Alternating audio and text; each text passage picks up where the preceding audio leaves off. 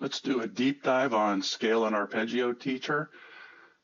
Basically, the idea here is to help you learn how to read music and also improve your knowledge about scales and arpeggios.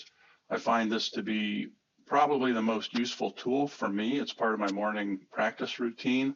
I'm a guitar player. I like to spend 20 minutes or so every morning practicing my sight reading skills and also improving my skills with scales and arpeggios. One of the things I most enjoy doing ever since I was a little kid is improvising. And so this is a really, really good tool to help you improve your improvisational skills.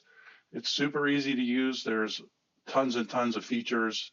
Most of them are probably not the features that you're going to use every day, but they're there if you want them. I'll give you a quick overview.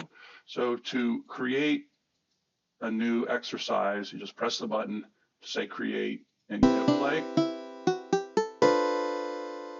You can include a count-in track and a metronome.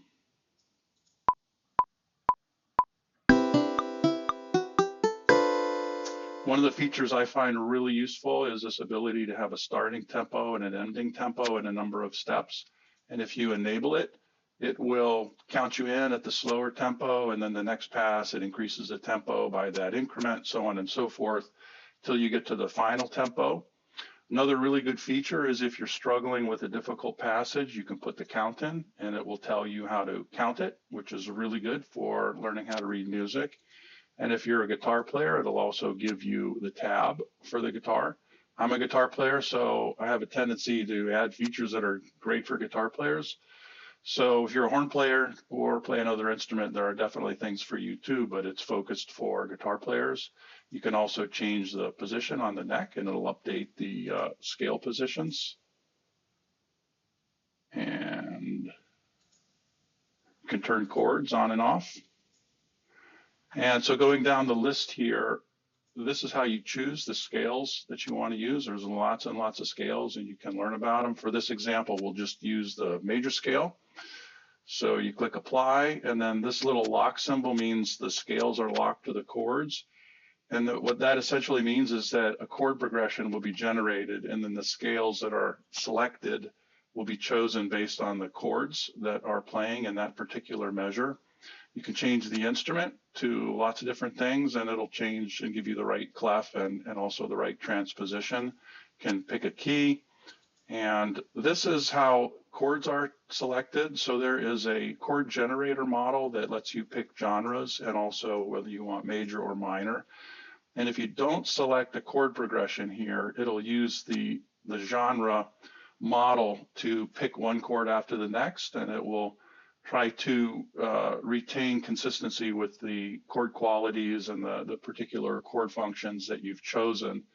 If you choose one of these built-in patterns or progressions, or you create a progression here, it'll choose randomly amongst the ones that you've selected, and it's not going to use this genre chord generator model. So then you have reharmonize, and what that basically means is that it's mostly around things like jazz reharmonization. So it will pick different chords using flat five substitutions and chromatic approach and that sort of thing. And then there are zillions of different kinds of patterns that you can choose here.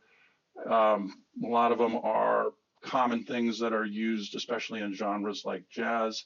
You can also create custom progressions, like if you want to focus, like one of the ones I really love is 1, 2, 3, 6, 5, and 7. And then we create a progression based on those different scale tones.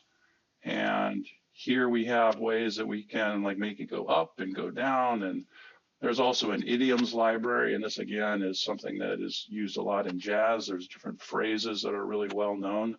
And you can also target chord tones on the different beats in the measure.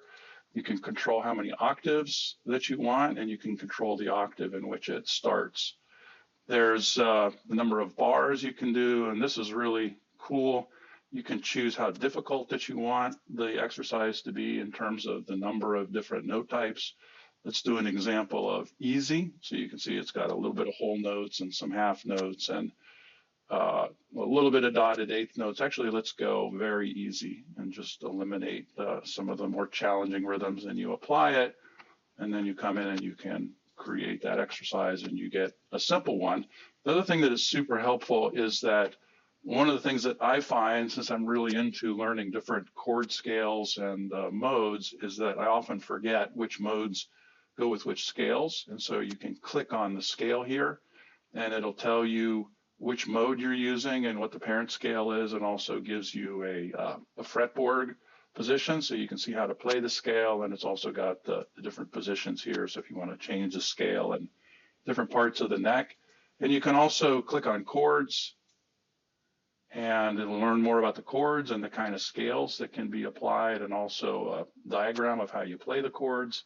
And those can be also moved up and down the neck. And last but not least, you can pick different measures. Like if you're, say, let's pick a challenging progression. Let's see, what should we do here? Not that. Let's pick something that's medium and create. And so if you want to focus on a particular progression, for, a particular measure, you can select that measure and just play that measure until you get it down.